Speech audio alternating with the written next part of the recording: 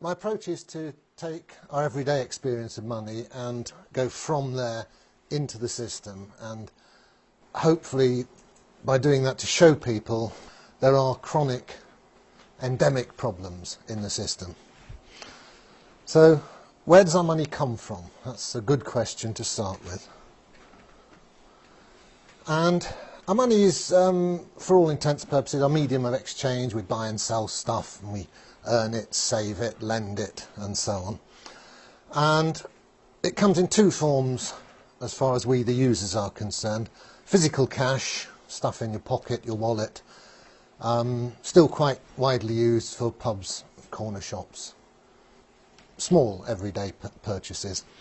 However, the business, the economy, is conducted using electronic computer money, the digits that jump from one bank account to another. So stuff is bought and sold and so on. So these money numbers, as we might think of them, these numbers within the bank's computers, are our medium of exchange. It's what we use to run our economy, and in that sense they are our money supply. So the question then arises, how do they come into being? Where do they come from? How do they get into the computers? How do they originate? And most people in this room know the answer to that, but let's have a look. First of all, we need some terminology. We need to start thinking like accountants, and two good concepts we need are assets and liabilities. I find this approach better than thinking of money flows, because that's a bit of an anachronism from when money was stuff and it used to actually physically move. All that changes now are the numbers. Some go up and some go down, and let's see how that works. So assets and liabilities. Well, an asset, in our context, we're talking about monetary assets. And obviously, you know, your family is an asset to you, but we're narrowing down monetary stuff of value, and can be property, but it also can be bonds or debts, other people's obligations to pay you money at some time in the future. Conversely, on the other side of that equation, there's liabilities, and that's something which is going to cost you. You have an obligation to somebody else, perhaps, to pay them money back at some time. So if I borrow money from you, then there's a dual aspect to that debt. It's my liability because I owe you, and it's your asset because you have a claim on me in the future. Now, the same contract relationship exists between banks and their customers, their clients, both borrowers and depositors. So let's say I've got a mortgage with a bank, I'm a debtor to the bank, I owe to the bank, then that debt is of course my liability, but it's also the bank's asset.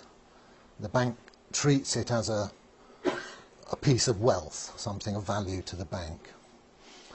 The other side, my money in the bank, you log into your bank account and you maybe have a few hundred, a few thousand there, and you feel good about that, it's my money, there it is.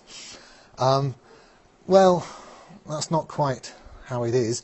It's again a contract, a debt contract between you and the bank. This time it's the bank's liability. They might need to hand over some real money to you if you come into the bank and demand it, and it's your asset.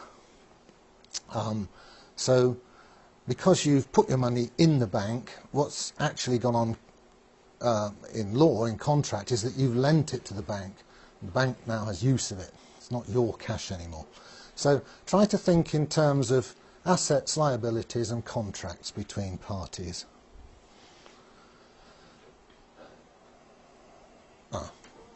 And my approach is to, within this way of thinking, just to look at everyday transactions and try and build up a picture of how these numbers change within the system. So we look at what's called the bank's balance sheet, and we'll go on to that in the next slide. What is a balance sheet? Well, it's just an accounting convention where you list on one side of the paper, one side of the computer screen, all the assets of an entity, and on the other side all its liabilities. And double entry bookkeeping is a way of maintaining exact balance between these two sides. We'll see that. So then we see how these money numbers change for each basic operation, putting money in, taking it out, transactions, moving it from one account to another. And you can see then from this bottom-up approach, going from the particular to the general, from the detail to the more global picture, that emergent properties of the whole system are revealed as chronic problems. Okay, an initial balance sheet. A bunch of people get together and get hold of a banking license and join the game. This is their initial balance sheet. Their assets start off as all the money that the investors put in as shareholders. That goes to an account at the Bank of England. On the other side of the sheet, this is a little more subtle. This is a liability to the bank as an entity which has a debt to its shareholders. So conceptually you have to separate the shareholders from the entity which is the bank itself.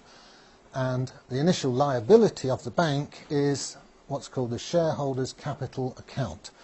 It's how much the bank sort of owes back to the shareholders should it be wound up. So if the bank ceases to exist, the shareholders have this claim on the assets of the bank. Therefore, it's a liability of the bank, an asset to the shareholders. Right, well, that's the initial balance sheet. How does that balance sheet change when somebody comes along to the bank and wants a loan, a £100,000 mortgage, say? Let's have a look at that balance sheet, how it changes in terms of the assets and liabilities.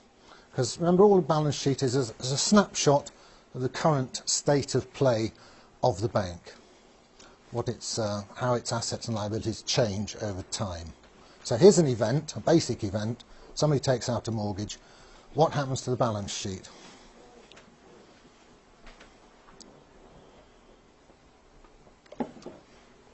Well, very schematically, this.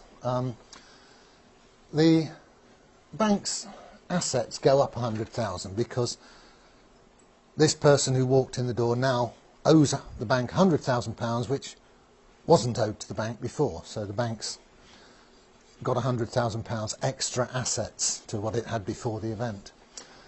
How is that balanced? Well, the borrower, the person who took out the loan, has £100,000 in his current account. Actually, probably has gone to his solicitor's current account in practice, but it is a liability to the banking system. When we're just pretending to look at one bank as though everything's happening in one bank, but conceptually that's okay if you think of it as the whole banking system.